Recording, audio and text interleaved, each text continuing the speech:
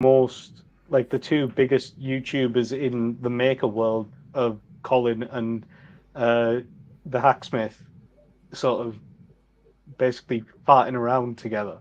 It's like, you always want to see them two Yeah. collaborate Are there as any a bigger? on I a can't think if project. there's any bigger. There aren't any bigger maker No, YouTubers, I I don't don't. think, than I mean, they're Colin both and Hacksmith.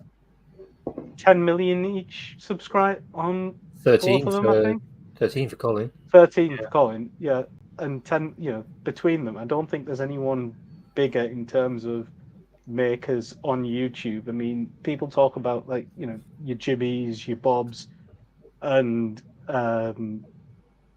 the other guy, David, whose name I always seem to forget. But their follower counts, they might be in the million, like a million ish. But couple of Colin, million for some of them. But yeah, yeah, compared to that, it's nothing. Yeah, yeah, exactly, Bobby Duke's about 4 or 5 now, isn't he? yeah, about that. yeah, Oh, yeah, Roper. He's the other. Oh, yeah, Mark Roper. He's yeah. 15 million. he's got to be up there. Yeah, but he didn't Mark Rover go viral because of his revenge antics on scammers or something, if I remember rightly, where he He gained was, quite a lot of fame from. Yeah, he's I already think that doing did. pretty well though. I think he had. But also the Yeah, squirrel thing. The squirrel thing was yeah, that went viral. yeah, Alan in the chat suggested Adam Savage, but I think Adam's only got about 5 million. yeah, Numbers don't matter. It's just yeah. They Well, don't so see it's so engagement. true. Yeah, Yeah, I mean, I would suspect if you asked any of the people who were at Colin's little gathering, who they think the biggest maker on YouTube is, they would probably all say Adam Savage instantaneously.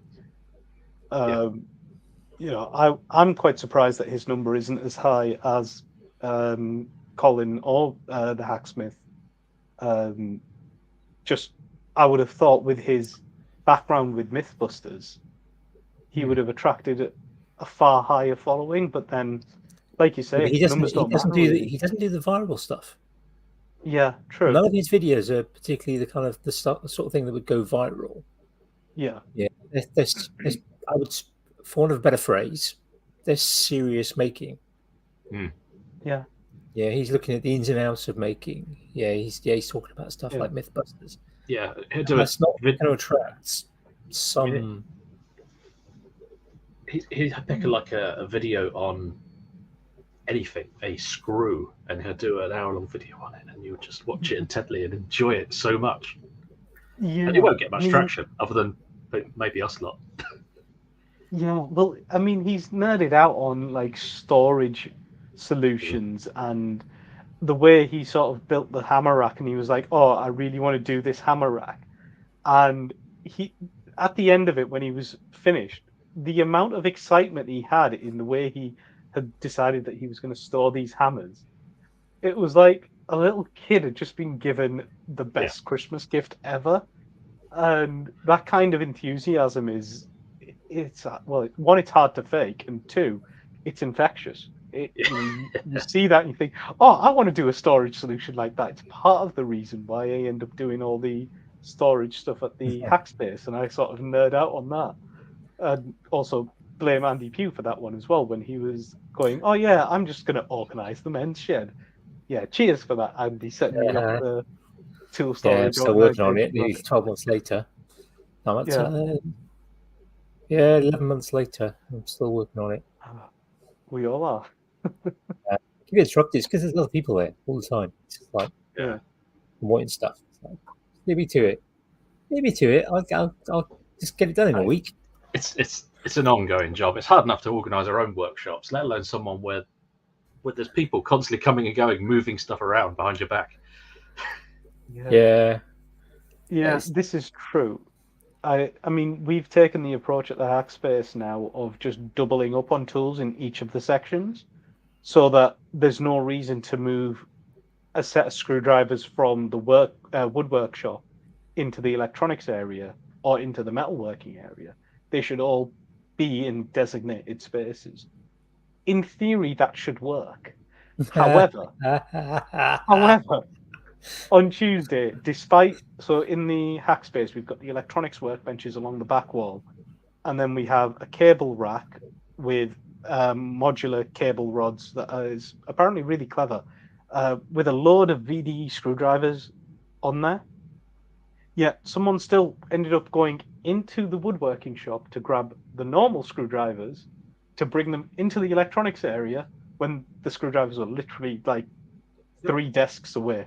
It's so it is an ongoing Something like thing. that's kind of possibly down to I need a screwdriver. I know where the screwdrivers are, that are in the woodwork area, and possibly not having recognised that there are screwdrivers in the electronics area. I mean, So they're that stuff happens all the time. Yeah, it does. I mean, eventually they're not in the most obvious place. You do have to know that they're there, but at the same time, it's like Well, there you go. Yeah.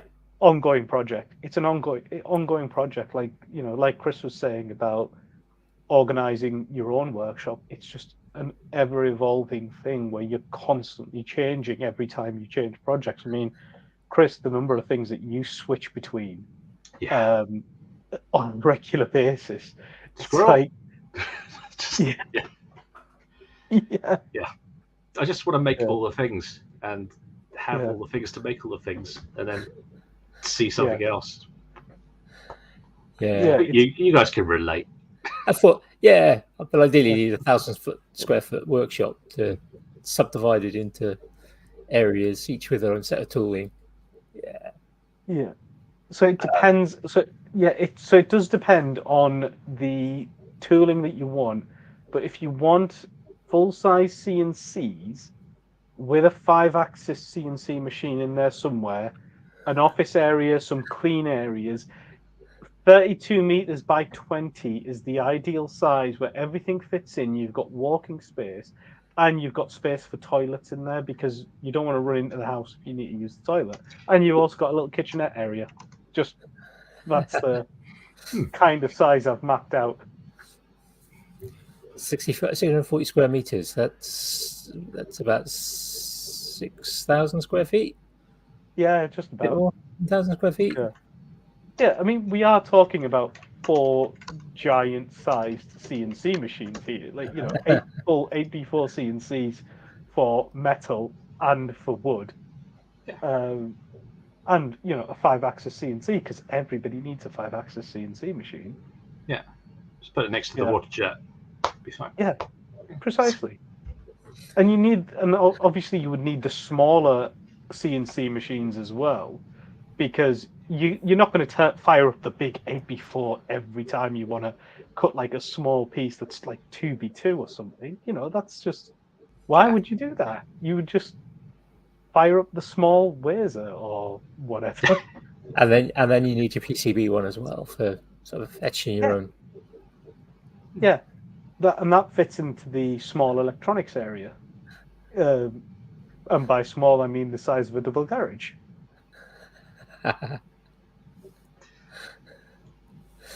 Yeah, I wish. Yeah, I think we all wish. Yeah, it's. Yeah, but you're right. But you're right though. Both of you, it is a never-ending battle to sort of do things, and particularly we're all constrained for space. Yeah, certainly this side of the Atlantic, we're all constrained for space, and then you decide to get one different tool. As I've talked about a couple of times, I think already, and Chris, for a while you've been badgering me about it. Yeah, I bought an air cleaner. Yeah, Rickenbacker AC400 a couple of months ago now. It's been sat on the floor in the tinkerage, which basically means it's taken up the entire floor because there's not much floor space. And it's like, right, I need to fit it in. It's essential. I need to protect my lungs. Yeah, wearing a mask is fine, but as soon as you take your mask off, if there's a small space, if you haven't cleared the air, then you may as well not have had the mask on. And it's like, where does it go? Ceiling's 6'2", so it's within arm's reach. Well, I'm short, but I'm not that short that I can mount it to the ceiling and walk under it. So it's like it's taken me several weeks to kind of work out where it's going to go, and it's taken me the best part of a week to actually get it in place but now I've got to fit everything else back in because I've lost a huge stack of space. Yeah, it's because it's not just the tool; it's all the air, it's already. the other side of the tool. Because anyone that's familiar with the tinkerage knows that stuff is crammed in there. And okay, yeah. My name's Andy. I'm a hoarder. But yeah, I've got to get the space working. And yeah, I've spent all day, at least half of yesterday, and a fair bit of time today, just sort of getting some different storage up for screws and things like that. Because I lost some of that space. But now I've got other things that are still taking up space in the conservatory, and I've got to get those in somehow. And it's odd stuff, it's like tubs of string. And you might think, okay, well, you need a tub of string. Well, actually, I use that a lot. It's surprising how much string you use, but having different strings for different purposes. There's a solution, of course, is to just convert that conservatory into another workshop. Yeah, that would. Well, to be honest, if I was on my own, the conservatory would not be the place I'd be converting. Yeah, the living dining room that I'm in at the moment would become a significant part of the workshop. Yeah. But my family might have something to say about kind of losing one bedroom to an office, another bedroom to kind of living room relaxation space, and the entire ground floor being turned into a workshop and kitchen. Yeah, but your kids are nearly at the age where you can kick them out, so. Yeah, almost. Yeah. I mean, I've always said that realistically, house-wise, I could have, as long as I've got a living room and a very small, like a small bedroom, I'll be fine as long as I've got space for a separate office and a workshop somewhere. Like literally, I can settle for that. So two bed house with a garage, happy days. I'm cool with that because I can do quite a fair bit, and it means my office is no longer in my in my bedroom, which the whole separating work life and everything else out is a little bit more challenging in that scenario. I've got to admit, it's not easy. Although I think Dave just said it's something in the chat that he's got a bigger workshop than most people, yet everyone else has way better organization. It's because in a small workshop, that organization's key. I mean, Andy, you're a classic example of that with the tinkerage, and same, Chris, with you. You've got so many different things. You need that organization because otherwise it'd just be like you wouldn't be able to get anything done. It's forced upon you. Yeah, totally, utterly. And I actually live in proof of that because I haven't been able to do much in there because I'm now down to one workbench. Now I've installed the lathe, I'm only down to one workbench, and that's just completely chocker with stuff at the moment. Yeah, unfinished stuff, things to repair, tools, the stuff that in fact, to fit some of the storage in, I had to take my screwdriver rack off, which is quite big. But all the screwdrivers have gone somewhere. The rack's sitting on the floor, but there's no space to put that rack back up. So I need to make a new rack. And a stack of other tools. That takes some other tools. Ones that I don't need to hand. I don't need to have a. I can't remember what the proper name for it is. That special tool for putting wires into a BT socket. It's a special connector. Yeah. Oh, the insert tool. Yeah, the insert tool. I've got a proper one. Yeah, I've got kind of a proper one, not just a little plastic one. I don't need that. I don't need that to hand. So that can go in a drawer. But to get that in a drawer, I need to clear the stuff out of the drawer next. It's just like it's all the lock-on little battles. I've got a set of drawers that are half full of just assorted electronic components. Interesting ones. Not so much the tiny sort of not talking resistors. Mostly things like switches and lamps and buzzers. Kind of bigger stuff. It's like, do I need those in drawers? Well, drawers are convenient, but actually, I might be better off using those for tools because they're little shallow drawers. So, Yeah, I mean, but again, it's when you cross over multiple different disciplines, it's you're always going to have lots of different things. I mean, I envy the woodworkers because all they generally need to store is like material, wood, whereas people who like to do 3D printing, metalworking, electronics, and all the other stuff, it's not just wood that they're storing electrical components, they're storing spools of filament, they're storing sheets of metal and angle iron and welding kits and all of that stuff. It just escalates and escalates to a point where you're thinking, wait, am I just now getting hobbies for the sake of getting hobbies, or should I actually start doing stuff? Because I kind of feel like that at times as well, where I'm like, okay, a lot of the stuff that I'm doing is woodworking, but at the same time, a lot of the stuff that I have is just general purpose kit. And, I mean, I'm looking at a set of sheet metal cutters, aviation snips. And I'm like, yeah, but how often am I going to use them? Not very often. But if I have them, and then I might use them more often, and it's that justification. It's like, yeah. I think sometimes it's a case of, I mean, I've been collecting tools for a long time. Yeah, I've got tools that are older than you two. No doubt. And that's not just stuff that's not stuff I inherited from my dad. Yeah, that's stuff I've bought. Yeah, those are tools that I bought new. And yeah, I think there's very much a case of buying tools when you need them rather than buying tools because you might need them. Okay, there are some things, having some basic household tools. If you're not a maker, but just having some basic household tools around, so you can kind of deal with a broken plug or a minor piece of plumbing or something like that. I think everyone should have things like that. Yeah, typically, it used to be the kitchen drawer. You would have that junk drawer if you sort of use. But I think when you're kind of a maker, I think kind of don't buy a tool till you know you're going to use it.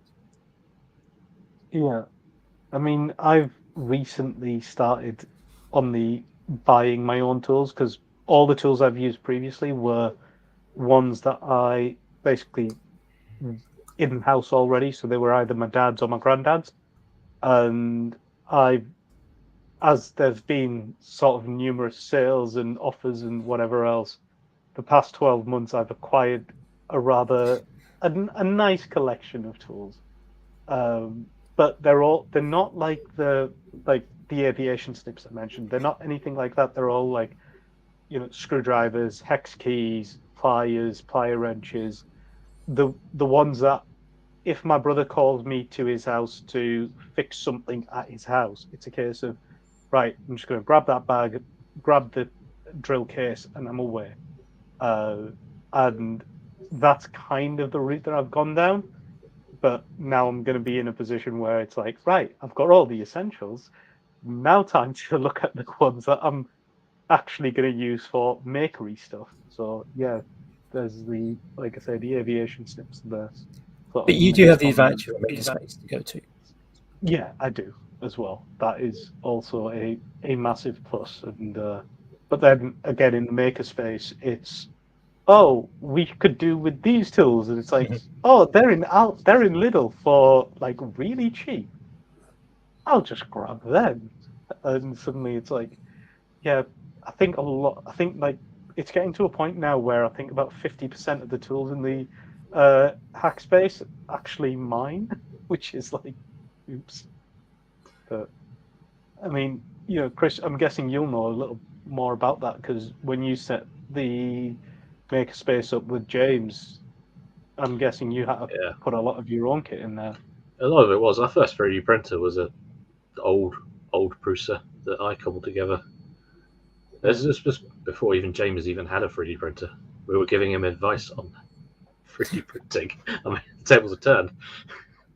Yeah. You know, Well, and yeah, half of it was pretty much the trustees' personal yeah. tools and whatever we could sort Yeah. of get donations from, and it's difficult though because you have to be careful because it can go too far where you're getting all these donations thrown at you to the point where Yeah. you're fighting off real crappy tools and you do have to turn away stuff. Yeah. I mean, we take the policy at the moment of if it's better than what we have, we'll take. If it's Mm. not, then we'll turn away because otherwise, yeah, we'd have ended up saddled with like a lathe that has no chuck and no motor, or a planer that's a Yeah, motor is 110 a bigger volt with problem no than the chuck. transformer. Yeah, Yeah, exactly.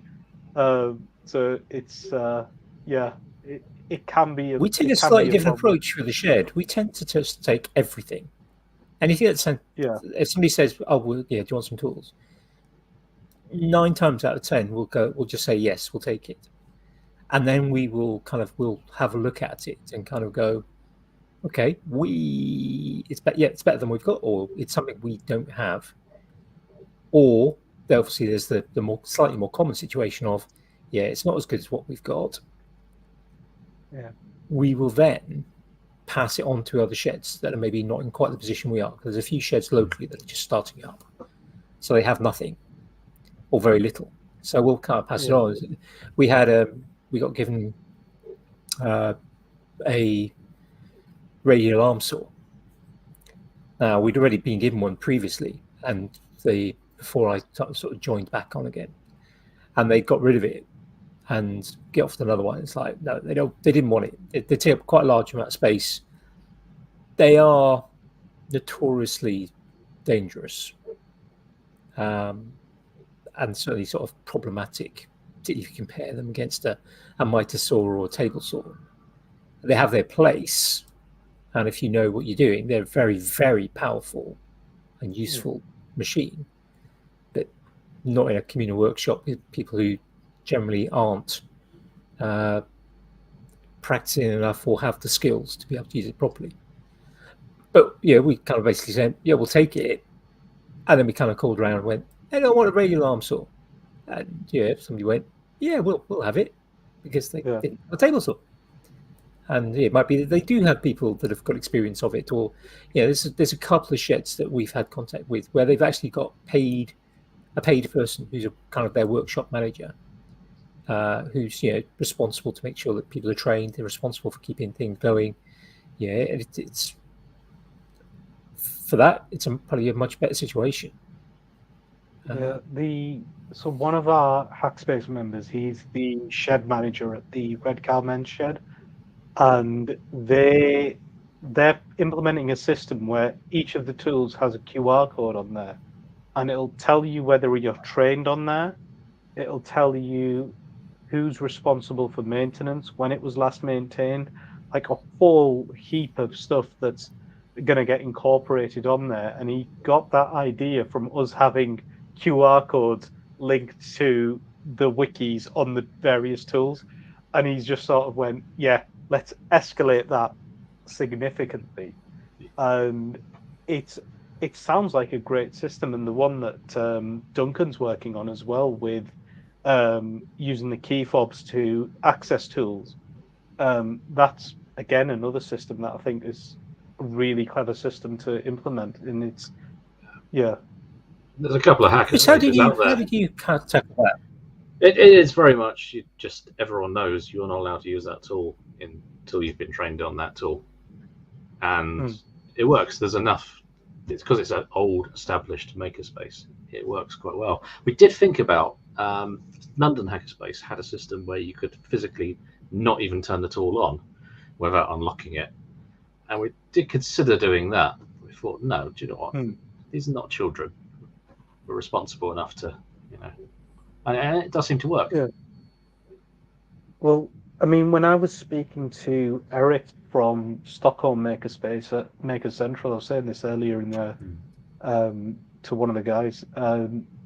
Like some of the stories he was telling us about people having mishaps with the tools where he'd stick a new circular saw blade in there, and somehow someone would chip a tooth on it, and it's like, how? Like, and they'd manage to bend the blade or overheat it, and I'm like, how much force are you putting through a blade to be able to overheat one of those things? And it's not like he was, because he'd replaced it. He was saying, look, it's a brand new blade. It was a decent quality blade, and somehow someone's again, and you can't, for the best will in the world, you can't legislate against that. You can't mitigate that, and it's really tough. But somehow there'll be a system that'll exist out there, but I haven't come across it yet. Yeah, but this is why hackerspaces should not have nice things. Just cheap things that can be easily replaced. Yeah. Yeah. There's something to be said for that. I mean, yeah. at the men's space we do have some new tools. Things that we've been given donated money, and the old tools are broken. But like I say, we've been through a few blades on kind of table saw, mitre saw. It's some things just the natural wear and tear, particularly in a combined a community workshop where lots of people are using a tool. It's surprising how quickly it's no difference really to a professional workshop.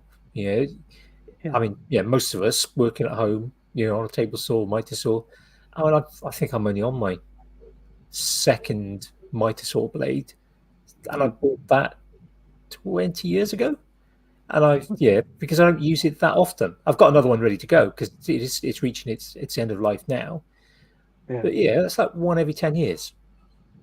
But that's the amount of use it gets. It doesn't get heavy amount of use. The men showed, we're on blade number 2 or 3 in less than a year.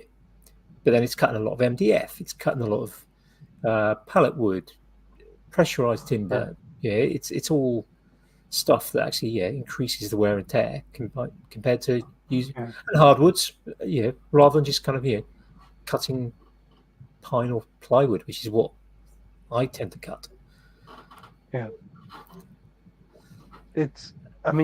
Consumables, you're always going to have that. I mean, one of the things with not having the nicer stuff is some of the nicer stuff has better safety features, or like in the case of like your hand power tools, some of them will have your better dust extraction capabilities, and they are generally a little bit safer. As much as I would like to be able to say it'd be best to do that, I would tend to go towards, I'd rather have something that I know is safe, for like so safe that a monkey can use it without making a complete hash of it and injuring themselves.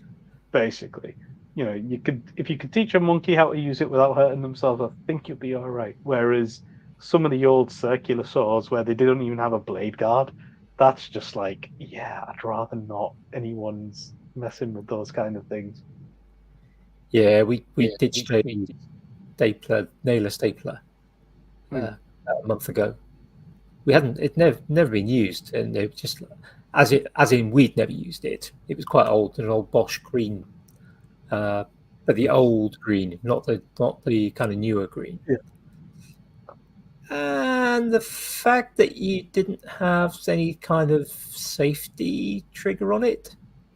So, as most nailers, you have to press it against the piece before it will fire. No, this thing would fire. Just point it across the room and fire it. Oh my god! It's fun and games.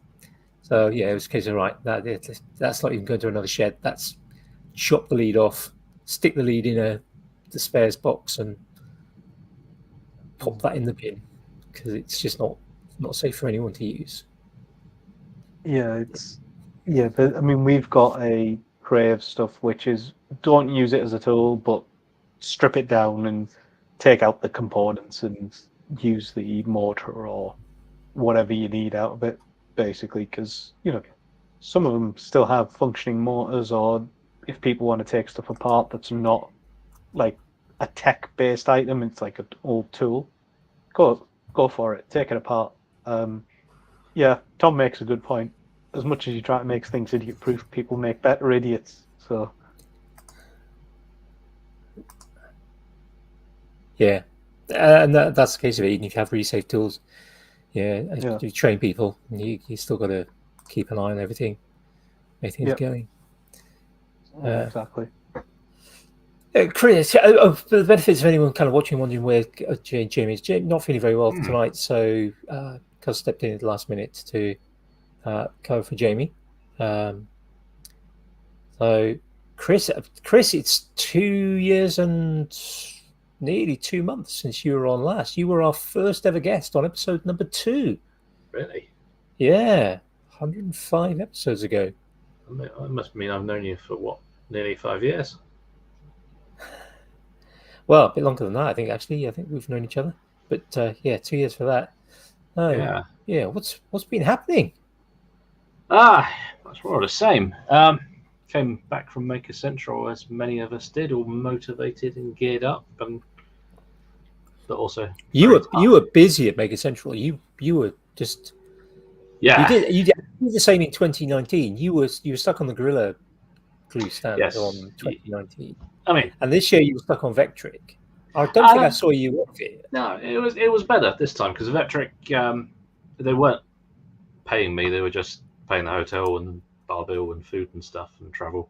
So they let me actually have a look around and roam around and enjoy the show a bit, which is good. And to be honest, I could have spent all weekend on their stand anyway because all I was doing the whole time is just chatting to people about making stuff on CNCs, which I could do all that all day. Yeah, I mean, I've got to say, seeing you on that stand all day, like across both days, I hats off to you, mate. It was.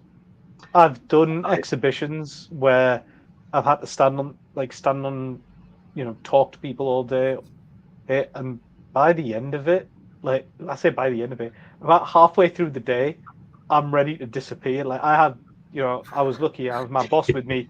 He's he's able to take over for a bit, and I can just slip outside, go for a drink or a coffee, and just get my bearings a little bit. But you didn't seem to move off of that stand at all.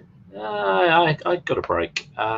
Sean from Kids Event Stuff dragged me off at Right. some point and showed me the nice quiet area with free coffee that the exhibitors could take advantage of. So I was like, oh, this is nice. Oh, nice. Lucky you. Yeah. We, But I mean, Yeah, to be honest, I wasn't that busy. If you look at the likes of Colin or Jimmy, or they just had queues and queues of people and just had to put on their persona the whole time. yeah, yeah. Yeah, exhibiting. You've got to have being on constantly. Yeah, I mean, I've like I say, I've done it where I've been at conferences and exhibitions and whatever else, and yeah, being on constantly, that professional uh sort of facade, not so much a facade, but just that making sure you're not saying the wrong thing to the wrong person. yeah, It's hard. It is really hard, and to do it across a whole weekend for that length of time. Yeah, I mean, to every exhibitor who was at Maker Central, like, honest hats off to them because it takes a certain kind of stamina to do. And I, yeah, I have the utmost respect for people who were able to do it. I was just running on pure enthusiasm the whole weekend. I was just loving it, and Yeah, and didn't get to go home immediately afterwards. Of course, that was yeah, extra no, you time. didn't, did you? Yeah, yeah. Yeah, There was, and do you want to tell everyone what you got up to afterwards? yeah. For the benefit of folk who are not yet following you yeah. What's on wrong? Instagram, and if they do then decide to go back through, yeah, where did you go? Yeah, we took a little trip to Colin's new workshop and had some fun there. And the imposter syndrome was very high, I could tell you, and especially when the hacksmith turned up. And yeah, Yeah, because there were a few. Yeah, There were a lot of big names there. yeah, Just sort of all good, YouTube makers. all absolutely great people as well. Um, yeah, there's a lot of big names out there that are a bit. I won't name names, but there are a few idiots out there that They've got their on-screen persona, and off-screen they can snub you. Not these guys. They're all just solid. Yeah, Yeah, it was because I'm just thinking off the top of my head of the Ruth was there, but Sean wasn't. Is that right? From Kids on Yeah, Earth. yeah. Sean wasn't feeling 100%. And then Look Mom No Computer. Yes, Sam made it there as well. Integra. It was really nice to meet him properly because the whole weekend he was even more swamped. So being able to catch up with him, that was absolutely great. Yeah, the two people who made the Iron Man suits as well, they were there. Yeah, Emily the engineer. Emily the engineer. Yeah. And you may have seen on their feeds they got to go on Colin's weightless machine. Yeah, actually flying around in their suits. We all had a go, to be honest. But yeah, in a full Iron Man suit. Yeah. Yeah, that was just amazing to see. Even better to see James the hacksmith with his 360 camera whizzing it around his head while on that thing. Yeah, kind of gives like a bullet time effect, doesn't it? Almost. Yeah. Time effect? Yeah, it somehow points at you still when he's sort of swinging it around, and yeah.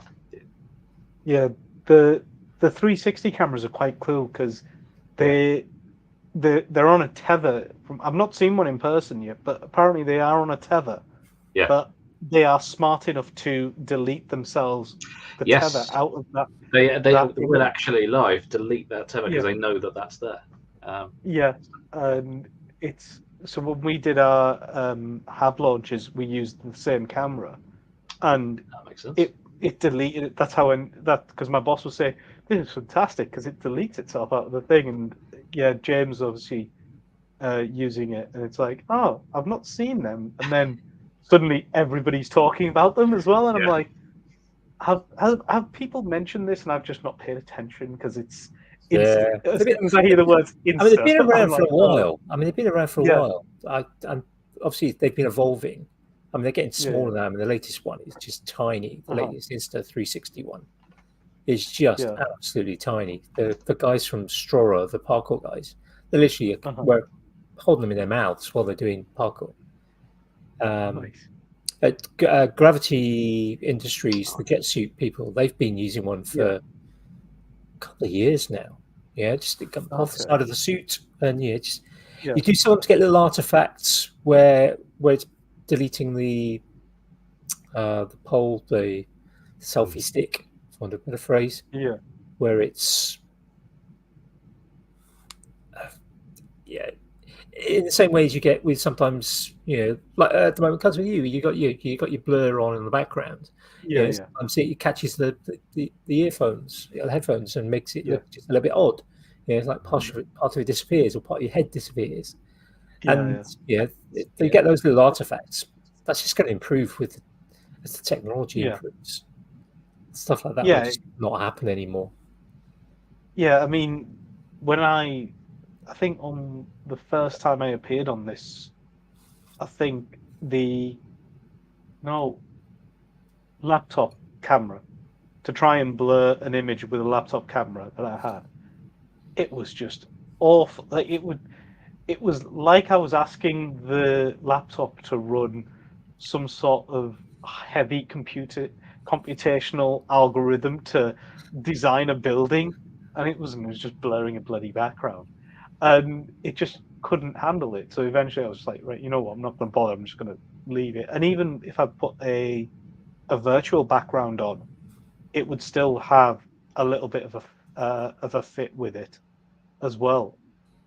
Yeah, a bit problematic. Yeah. But Chris, did you find that? I mean, obviously, there was a good bunch of people to be around. I know you said kind of imposter syndrome, but did you find that kind of inspiring, even maybe more so than being at Makers? Yeah, it was weird being the odd one out. I mean, technically, we're all of us. Odd one out, as in less than kind of Yeah, I mean, we're all subscribers. Yeah, technically full-time YouTubers, but they just happen to have personal channels rather than working for someone doing that. So they're actually done their own success. and they're all really nice people, and a pleasure to see that most of them are, like Colin, for example. Anyone who's met him will know that he is the guy that you see in the videos. He doesn't try and put on an act, you know. Yeah. Just generally nice See, guys. I always wonder with Colin because he comes across with so much enthusiasm and Yeah, that energy, and it's like, is he? How can anyone be like that constantly? I mean, don't get me wrong, some people are. Some yeah, people are like that constantly.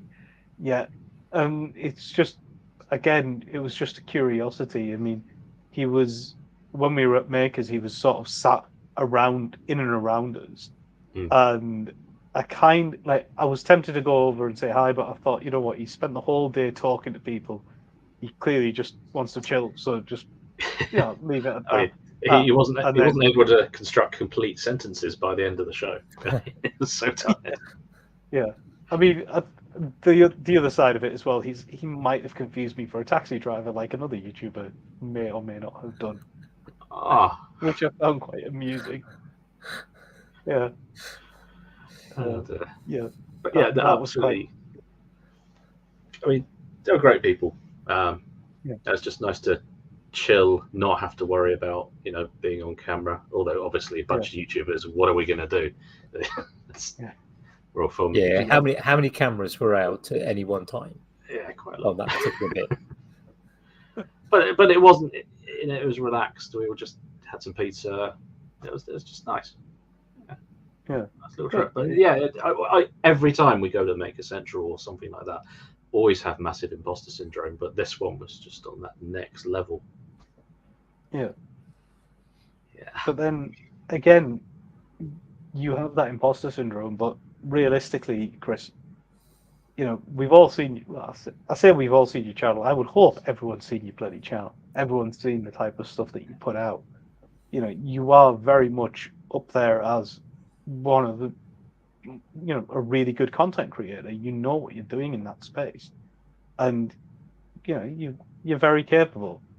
I yeah. now have Well, to figure out an insult for you just to sort of of humble course. you a little bit. Yeah, But exactly. Well, no, I mean, not so much recently. It should be yeah, said. Um, Well, I think I hopefully mentioned that now with the inspiration of Maker Central, hopefully that's going to change.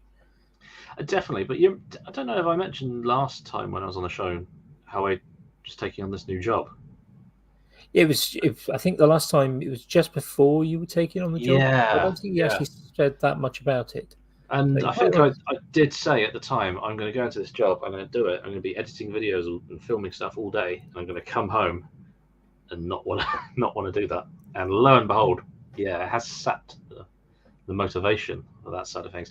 On the plus side, I've made more things, been physically yeah, making more because obviously it's completely different. So I've been in the workshop more, which is great, yeah, but just not. Well, there is always that. There is that thing, isn't it, of the time it takes to do Hmm. something versus the time it takes to do something and film it. Yeah, Yeah, yeah, the constraints of trying to film. Yeah, I mean, I think it triples the time. yeah, Even if you're getting every shot in the bag on the first shot. If you're changing, unless you're literally doing the sort of CCTV style of yeah, camera there, that's it. I make the thing.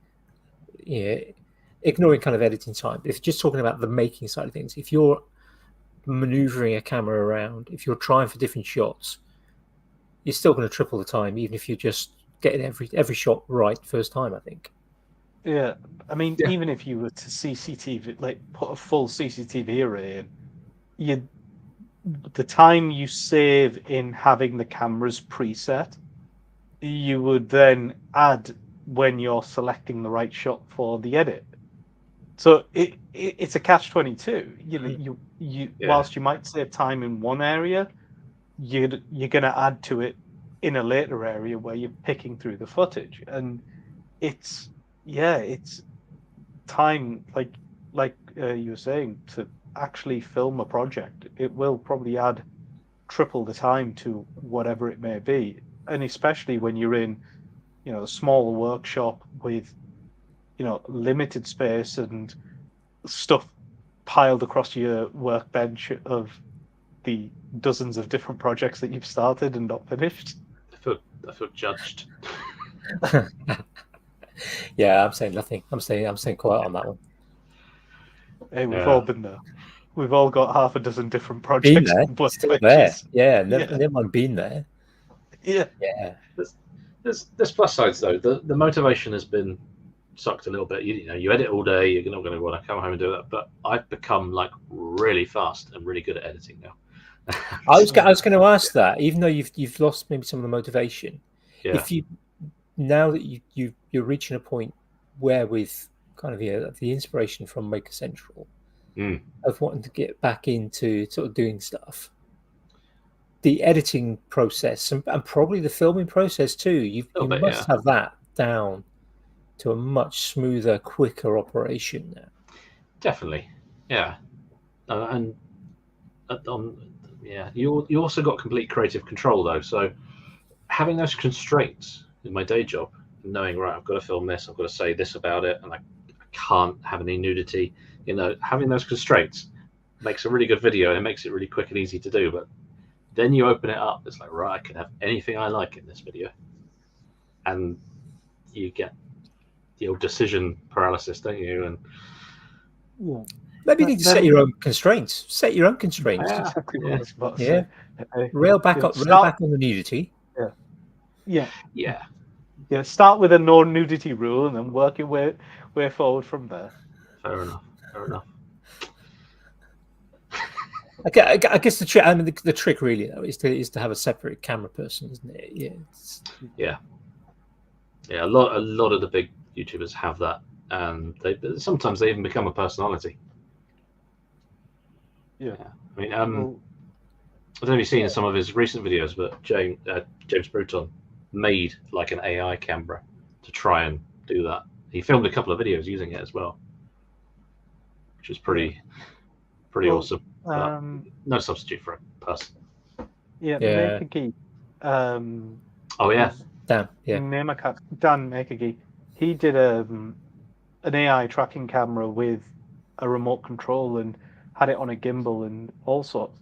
Really cool project. And for his he still uses it. purpose, he still uses it. So it's probably worth looking into. And I remember David Picciuto saying that he hired a cameraman to help him film videos, and it made his videos better because he, instead of talking to the camera, he was talking to the person behind the camera, which again works if you have that budget for it as well. That's the other key aspect, because you need to have the budget to be able to pay someone. I mean, he's big enough to do that, but he had a limit of that camera person. Initially, it was only available for one. I think he still does. I don't know. I don't really. I don't listen to Making It anymore, just because too many other podcasts. I'm pretty sure he only had him for 1 day a week, and so that it was like a Tuesday. So he'd spend Monday doing kind of prep and planning, go and get timber, and then Tuesday he had to build, and the build had to be done on Tuesday, and that way, he had that constraint again, I suppose. He wasn't worried about catching the images himself or the shots himself, so he was able to get on with that. So the project was, from a physical point of view, completed in 1 day, all recorded in 1 day. So then he had the remainder of the week to do the edits and the release and all the associated socials, etc., and kind of blog posts and the like. Yeah. So it's I guess that is the process if you want to be a full-time content creator maker.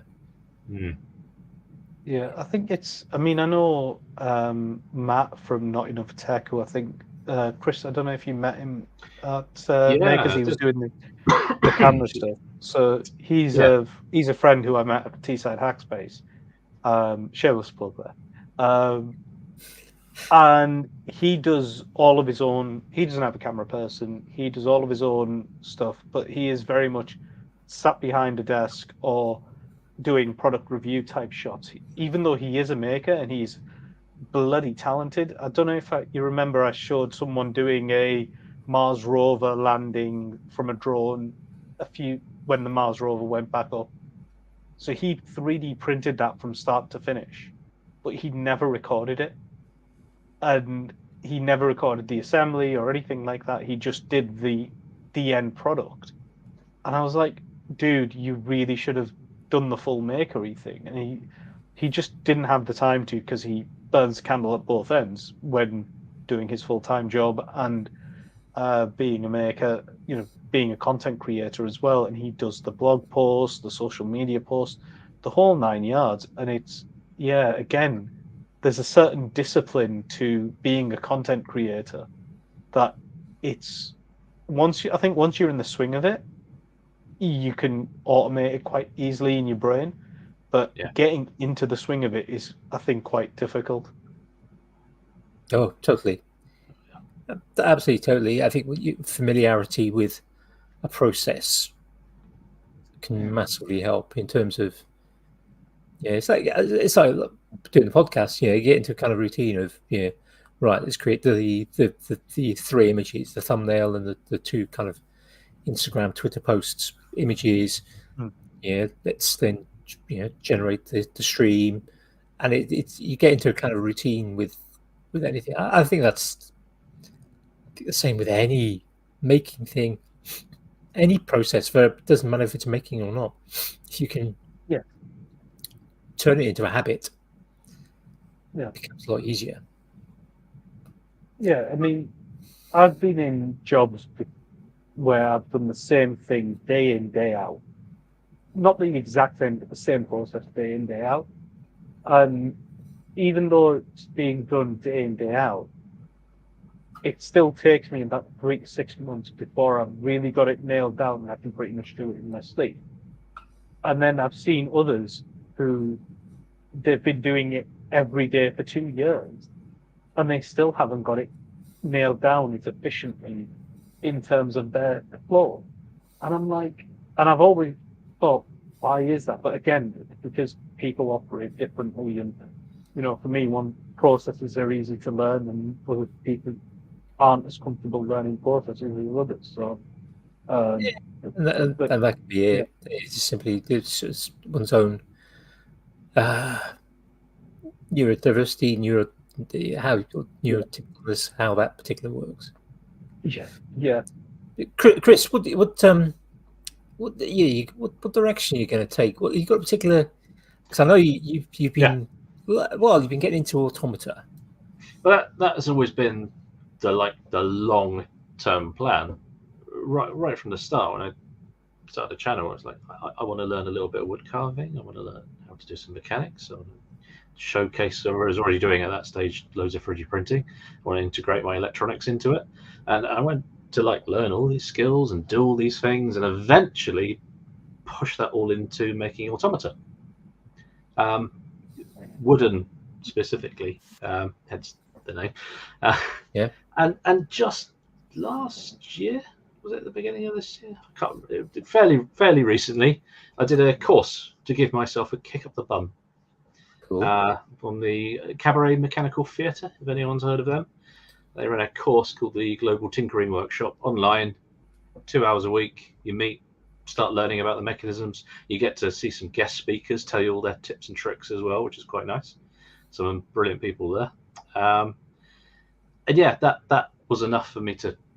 I've made a couple, and a lot of my video ideas coming up are probably about half of them are now automata based. Oh, that's cool. Yeah. I remember Sorry, Chris, go on. Well, I was just saying, I realize they're never going to be super popular, amazing videos that go viral, and I don't care. It's like this is why I got into this, and this is why I'm doing it. It depends, what type of automata you make. What if there's a particular theme behind them? We mentioned earlier about no nudity, but and a nude automata, that could that could lead to some interesting things. But... Yeah, and you say they might not go viral and whatever else, and just doing them for fun, but at the same time, there's people who we all know that have created videos and they thought this is going to be an awful video, and it's been the video that's blown up. So, and it's that thing of until you've put the content out there, you don't know what it's going to lead to. You don't know where Yeah. it's going to go. That's true. So, yeah, this is our way of kicking you up the arse and saying, get those videos out, because I'm really curious to see what those automata are like. Yeah, I've put a couple of little a few snippets on Instagram. Yeah. But yeah, there's quite a few crazy ideas in the works. I won't go into them now. Tease. Indeed. Yeah, exactly. Absolute tea. But yeah, everything so far, the wood turning, the electronics, has all been leading towards that. And it's like, hang on a minute, why don't I just start doing that? And so I am. So I didn't really appreciate that, and because I knew you got into the automata, I'd figured recently because I knew you'd done the course. So I mean, when did you first sort of start thinking about automata? I mean, you said that's when your channel you were thinking about that from the start, but I mean, automata is something you've always had an interest in? Is it? Yeah, not. It's solely automata, automata and mechanical machines. So back in quite a long time ago, when Izzy Swan that was making like machines, and then around that same sort of time, the Strand Beast was out and about as well, if you remember that, which obviously still, and just looking at those, thinking, oh, I'd just love to make something like that. For those who don't know, the Strand Beast was a self-propelled, wind-powered rather than self-propelled, but no motored, large-scale. Although they can be done small as well. Yeah. But it was a large-scale beast. Yeah. For want of a better word, that would normally be on a beach somewhere, literally kind of walking across a beach, often at quite high pace, often with huge numbers of legs. Yep. Yeah, absolutely. Those are, And as sort of before that, I'd seen some artists like Paul Spooner, for example, and always thought, that's so cool what he does. He doesn't like try and make a message. He just tells a joke with an automata. Okay, not a name I've come across before.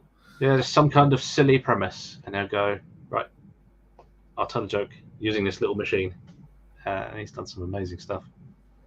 I mean, similar sort of style, perhaps less mechanics, more wooden, to stuff that Tim Hunkin, which I know you're familiar with. Yeah, I knew you were going to say that name. As soon as you started saying that, I thought, I know who's coming next. Yeah, because you recently visited Novelty. Yes. Novelty Automata, it's called. Novelty Automation in London. Yeah, they've got they've got another site on the South Wold Pier as well. But yeah, there's one in Chancery Lane, I believe. Yeah, I think so. I'm not sure. Sort of near Holborn, in London. And it's so amazing. There's about 20 odd, probably more, 25 machines in there that are just mechanical marvels. Mostly done by Tim. But for we've mentioned Tim before. He's certainly been a kind of attention grabber a couple of times. But for anyone who's listening who's not heard of Tim Hunkin, in some ways he's akin to sort of Adam Savage in terms of skills, knowledge. Not had the big TV thing, but back in the early 1990s, he had a couple of different series on TV. One was called The Secret Life of, and they looked into the ins and outs of things like the photocopier, the internal combustion engine, the home, the office. There were various kind of looking into it. They were often I'm trying to think. There were animations, kind of hand-drawn animations that he did. I would call them explainer videos. Yes. It kind of sounds like the How It's Made series before the How It's Made series. Yeah, but more British and that kind of engine, that kind of mad British inventor. oh look, I'm going to take this photocopier and I'm going to turn it into a major in the army who sort of turns around and salutes and smokes a cigar and stuff like that. He did a sewing machine made out of people to show how a sewing machine works. So someone was handing them down the needle and some rope, and it was just really clever way of explaining stuff. And his Secret Life of Components series, if you have not heard of or seen, you really should check it out. I mean, yeah, he'll do a 40-minute episode on springs, and this will be stuff that you won't learn in university. This will be stuff that you can only pick up after playing with springs for 50 years. You know? Yeah. That was 2 series now, I think, of those. Yes. 8 episodes altogether. There's about 4 or 5. More than that, I think. One on adhesives, springs, screws, and bolts, and the like. And yeah, for any maker, any sort of generalist maker, that series, that up to date, only in the last couple of years. Yeah. So worth watching. It's an educational asset. To kind of, I defy anyone to kind of watch it and not learn something, even if you've been making for 20 years, 30 years. The chances of not learning something from at least from all of them, never mind. Yeah.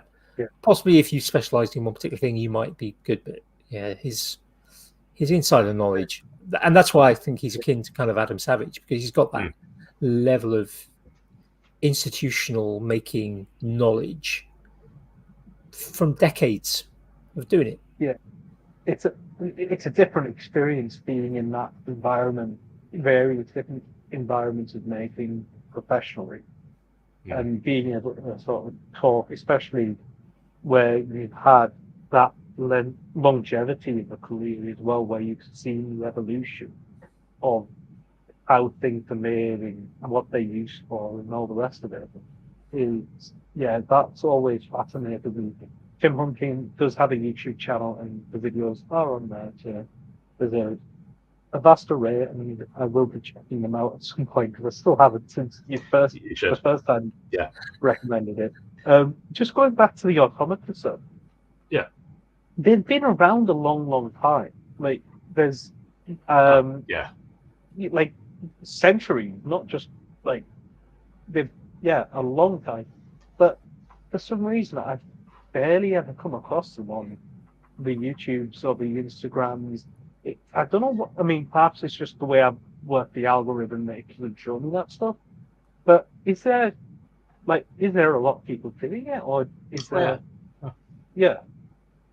I can't remember his name. There's a chap who just recently joined our Discord, Andy, who does some really good 3D printed ones. Mr. Volt? Could be.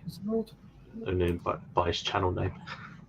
But yeah, there's a lot of people, Cuz, out there doing it. But they're not ever massive, wow, look at this goes viral sort of content.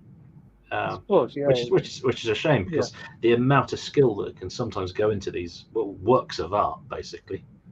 But it's really weird as well, and you go back like to the 15th century and 16th century, and there will be people making these things to such an amazing, precise detail with so much going on inside, and some of them are still around today. And yet, the stuff that I'm seeing being put out now is just very crude. Anyone can do it, which is great, of course. But we seem to have lost a lot of those skills.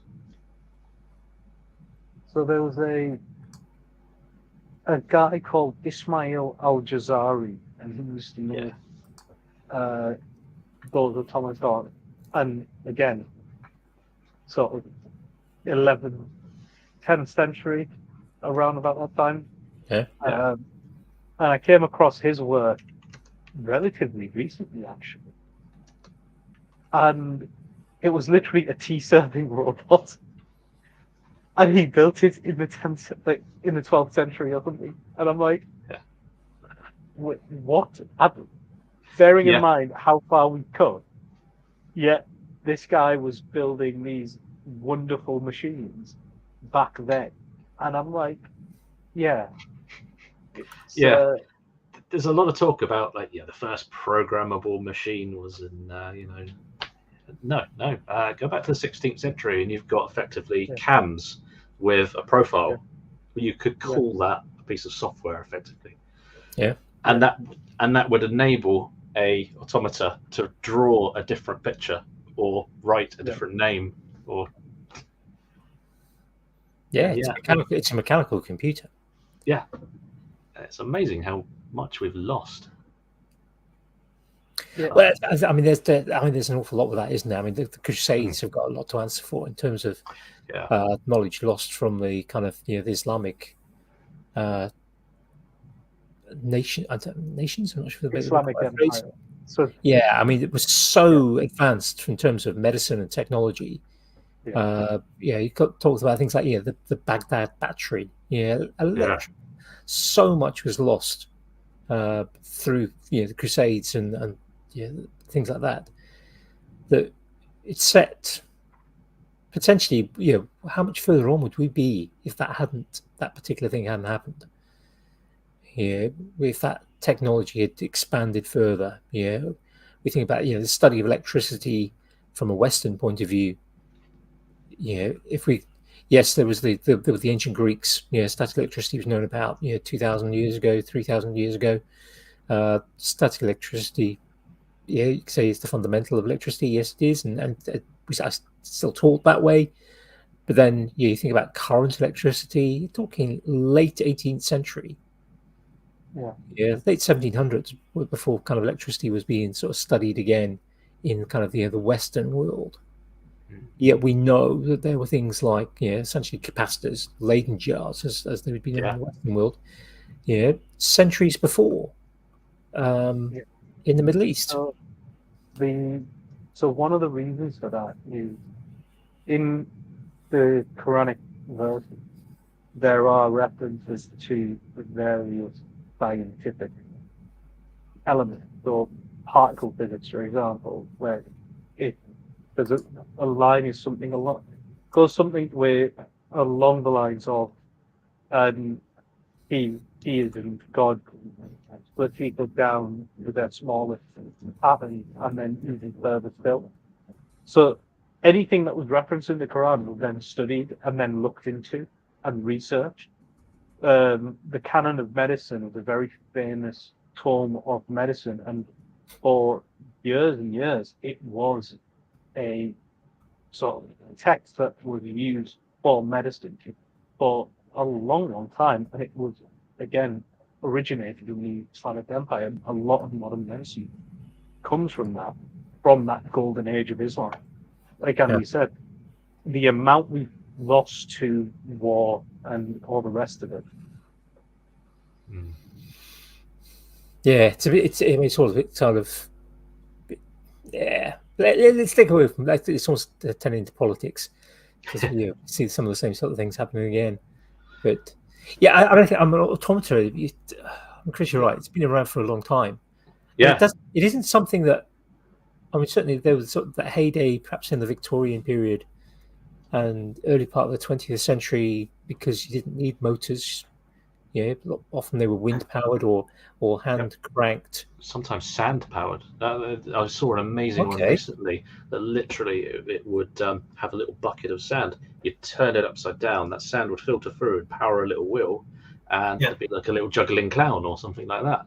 And of course, once you'd finished, you'd turn it back around the other way, and the sand would filter back into the hopper. This is something from I can't remember exactly what century, but it was just quite a few hundred years ago. Yeah, those. Yeah.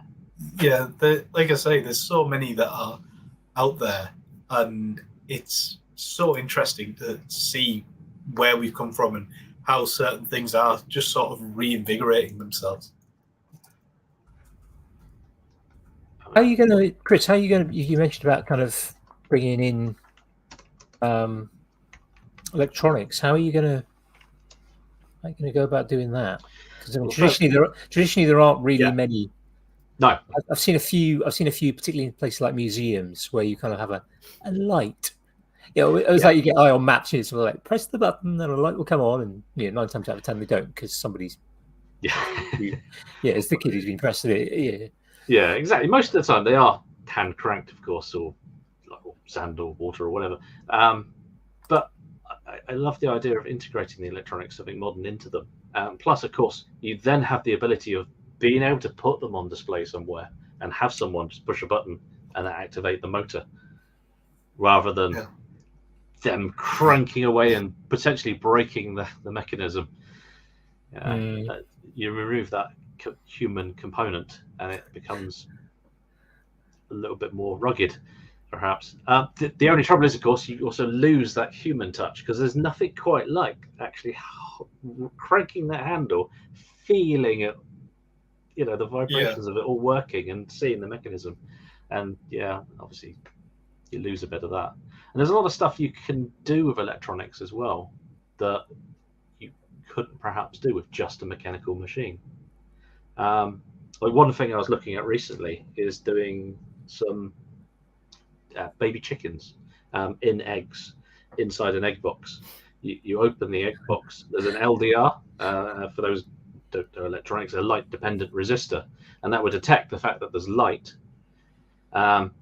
And then, of course, that could activate the mechanism straight away and have these little things cheeping away. Nice.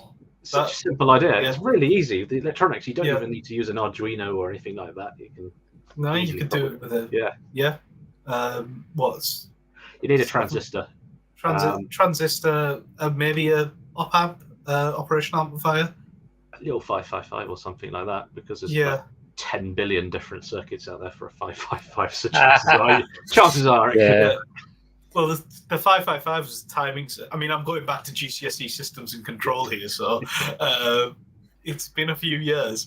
I think it's the 741 integrated circuit, which is the operational amplifier, which would do, which you would be able to then wire into the LDR and then through the transistor circuit. So it's been a few decades, so I'm digging into the old the archives there.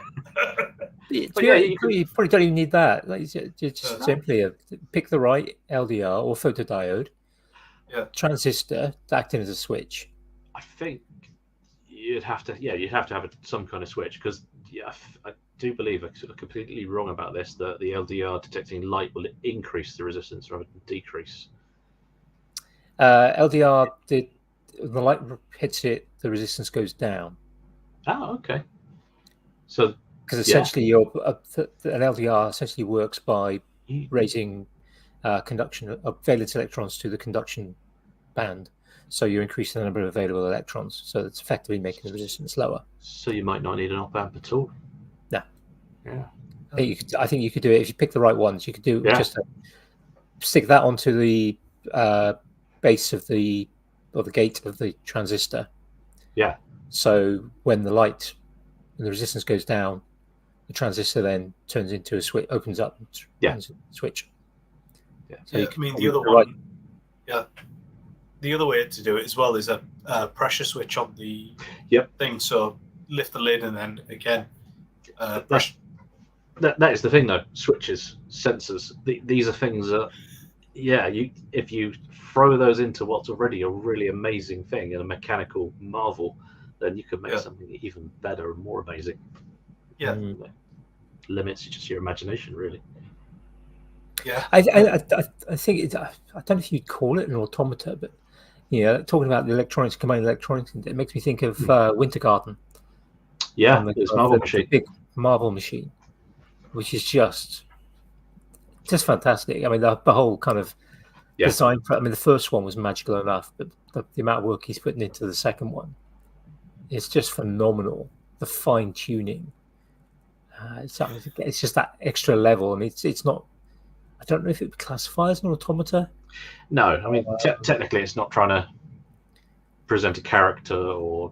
No, it's purely about moving marbles around and then creating a sound from it. But it's doing it in a very attractive way, magical way too. Yeah. Yeah. That thing was mesmerizing. I think is the only Yeah. way to describe it. When I think I was actually someone at work showed me it, and they were like, "Oh, you'd appreciate this." And I was like, "Okay, let's see." And I was looking at it, I was like, "Oh my god, this is amazing!"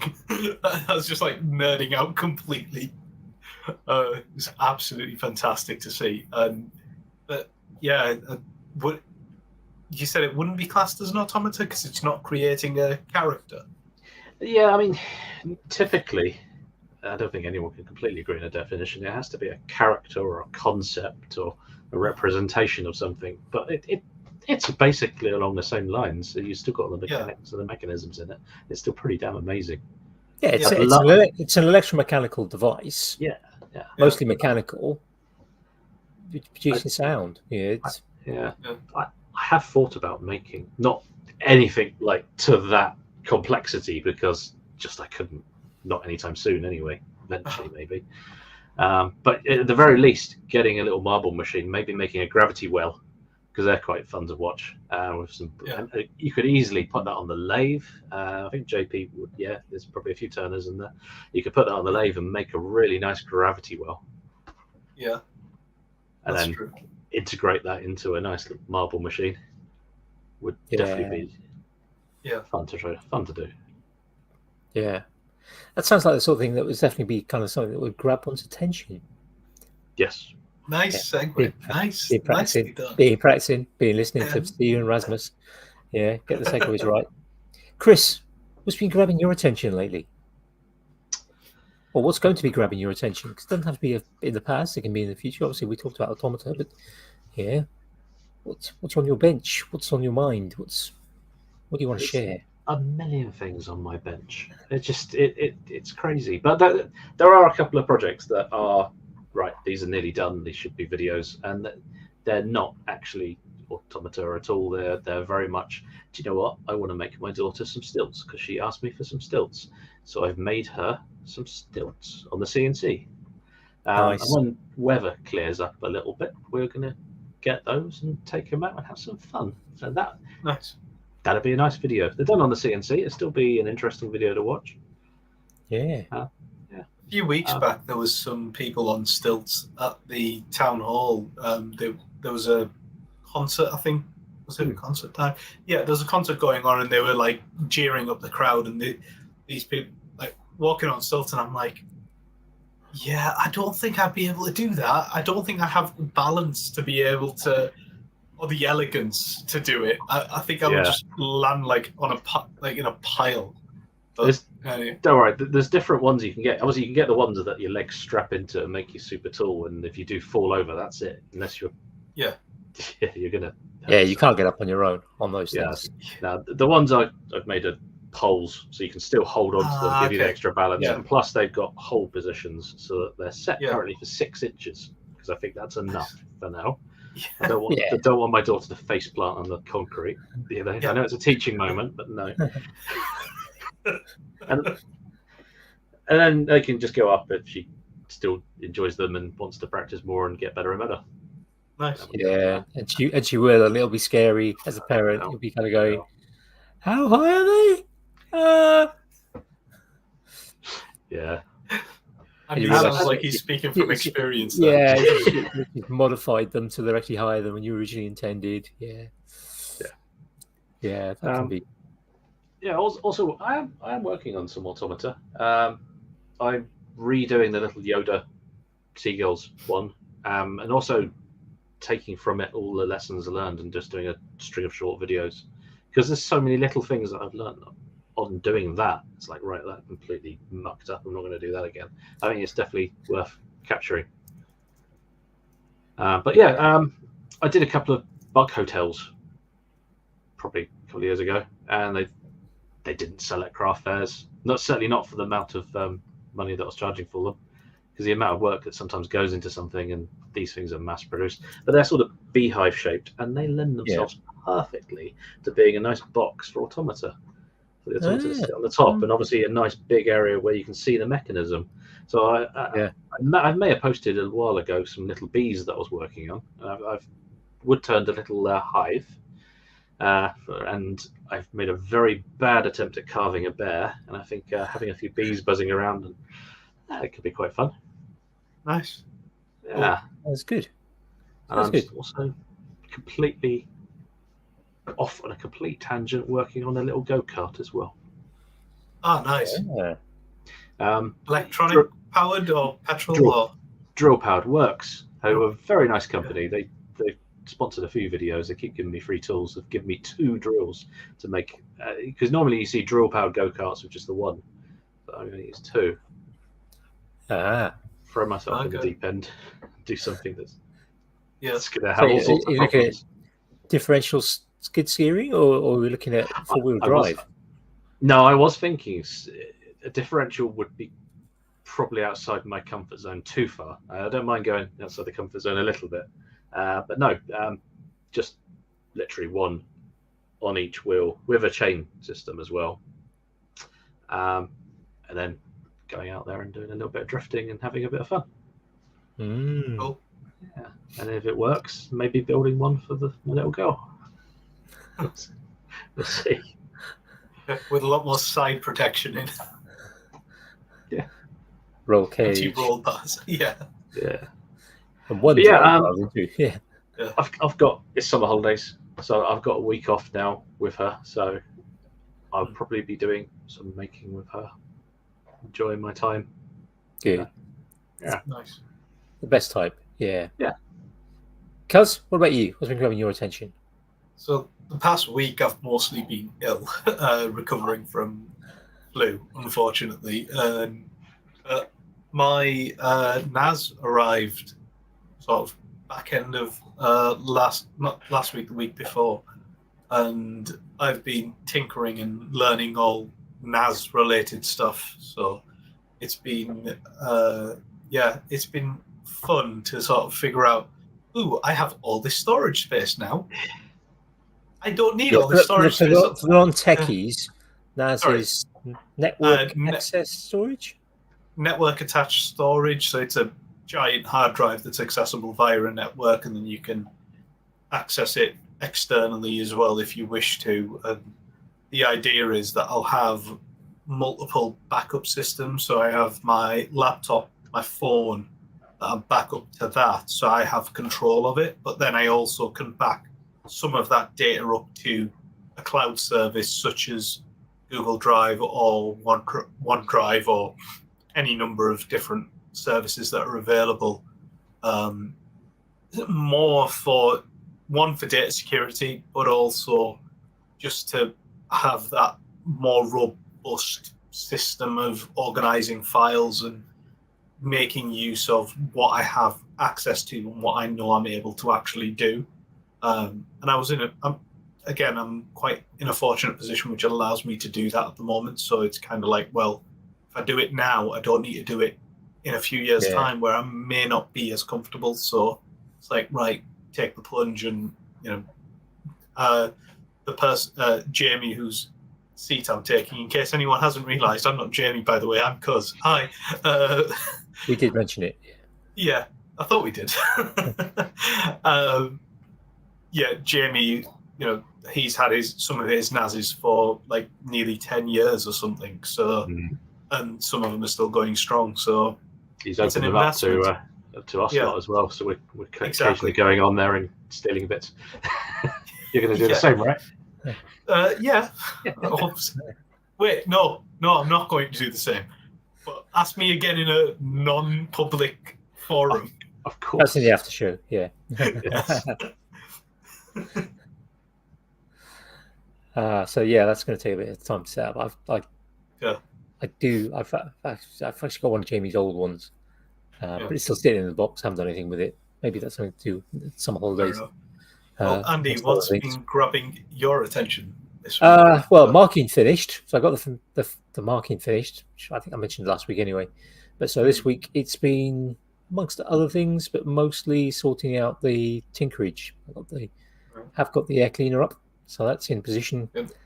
I've had to rejig storage and a shelf and various other bits, and now I've got to just try and get the stuff out of the conservatory to keep my wife happy and hopefully get the workbench clear, and so it's just it's a few tedious things to do because things like this, screwdrivers. I need to just get a new screwdriver holder, actually sort of fitting things in. I still need to make a turning tool chisel kind of holder for my turning tools, obviously, because they're also just bundled up on the worktop at the moment, which is not in any way ideal. So not quite sure how I'm going to do that yet, but plastic pipe seems to be a popular option for turning tool holders. Yeah, I don't have suitable vertical space for those.